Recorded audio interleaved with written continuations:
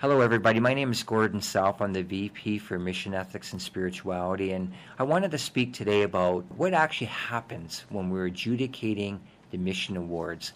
So just to dispel some of the potential myths or mysteries surrounding that. In some respects, you can almost liken this process as like the election of a pope, where we gather in conclave in secret, where we are all committed to the absolute confidentiality, that we actually then engage in a very thoughtful, thorough, balanced discussion based on the evidence of each submission. And we encourage one another to speak to the evidence. We involve members from across the organization, so we're reflecting a variety of perspectives. The last several years, we've had physicians involved, of course, people from our rural and urban environments, from acute, seniors health, etc. But I think most importantly, we have previous recipients. So those who were named last year as Mission Award recipients are part of the process. And that provides an opportunity for them to actually see what went into their own being named last year. And I think taking part in the adjudication of the next year's recipient is an amazing experience. It's an opportunity for them to see the rigor that went into the process. It just makes them feel even more worthy and deserving of this award, and even more humbled, in fact.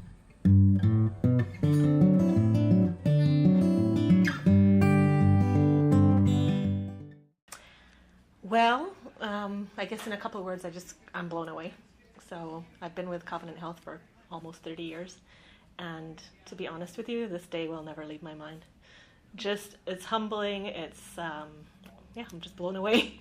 The process that we went through, trying to, read things down, and it's so difficult. I didn't expect to have such a hard time with so many categories that came, individuals and teams that came so close together, and it's just so inspiring.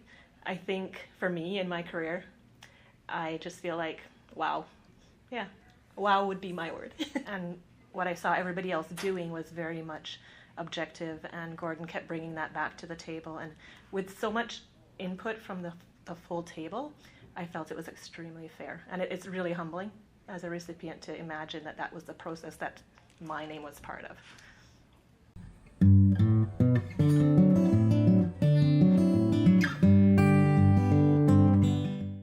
So what actually happens when the adjudication committee gathers? Well, the first thing that we do is we press upon all the panelists the utmost need for confidentiality. And so everybody is committed to absolute secrecy. So the other thing it's important for people to know is how we manage and declare conflicts of interest. We can't help it by virtue of our work in the organization. We may be having some direct or indirect involvement with a team, for example, and we can't pretend that doesn't exist. But what we do is we all declare up front, and as we go along, any potential, actual, or real conflict of interest, and then we manage around that. By declaring it, everybody knows. We refrain from actually voting. And after we actually name the recipient, then some of those individuals, myself included, will come forward and comment. But we kind of refrain just to try to ensure the integrity of the process.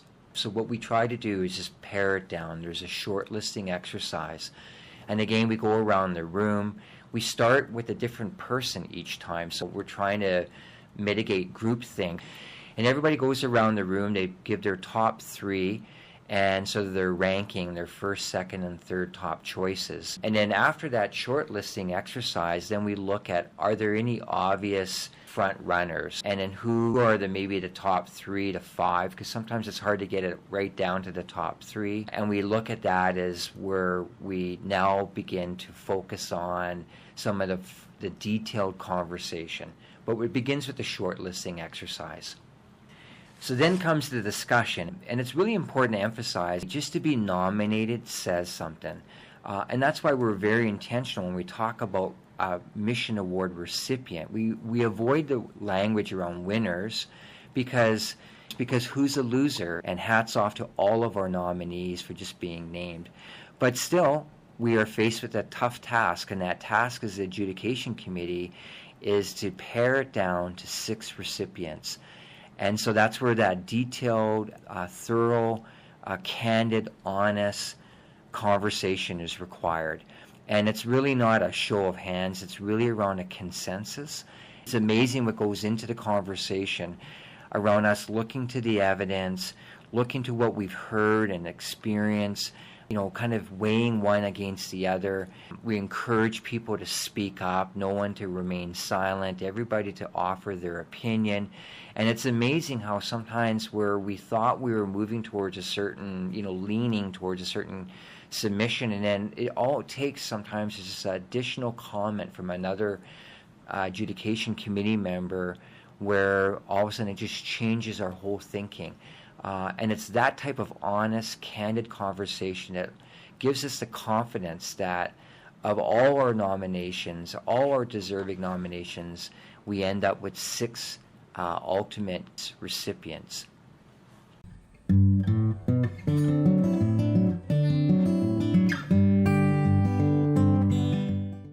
The hardest part for sure was when I would have a different number one candidate than most of the group.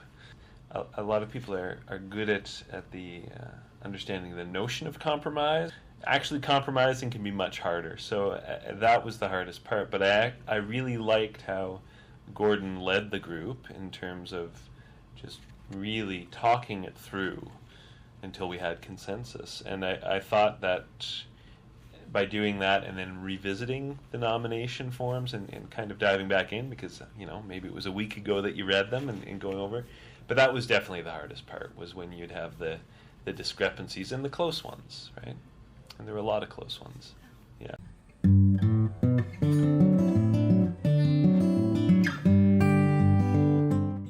So it's important also for people to know that we really are evaluating each of the nominations based on the strength of the submission itself.